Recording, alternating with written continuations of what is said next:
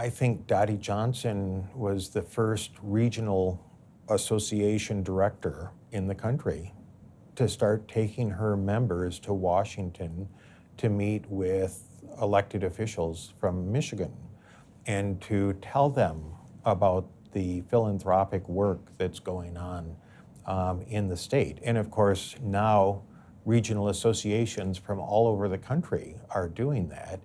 And yet every year, Michigan has more of its members on the ground on that day in Washington than any of the other states.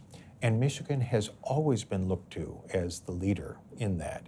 And the other regional associations still talk about Dottie and the idea that she started and how Rob is able to marshal members to go to Washington and make those calls. And you know, Congress has become so divided, so partisan, and yet CMF members who in their private lives would be Republicans and Democrats still go together and call on those elected officials. And our point of reference is what's going on philanthropically in their district. What are the programs going on with young people? What are the programs going on with veterans, with seniors? And more than any of the other regions in the country, when we call on our elected officials, they want to meet directly with us. For other regions, they wind up meeting with staffers. But for CMF, it's usually those Congress people themselves that we get to sit down and brief on those things. Well, the one that stands out every year is when we go see Senator Carl Levin. Rob always arranges that one for the last visit of the day.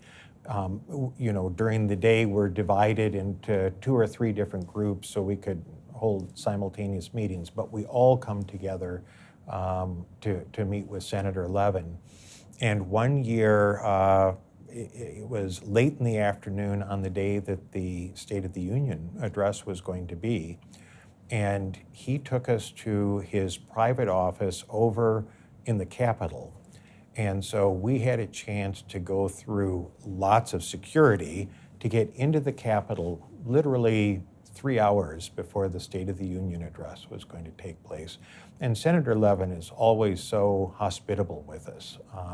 And he loved Dottie and he loves Rob, and he holds that kind of regard for CMF and the foundation members that he'll often take a full hour to meet with us. There have been times that he's had to excuse himself to go participate in a floor vote, and then he comes back and picks up where he'd left off.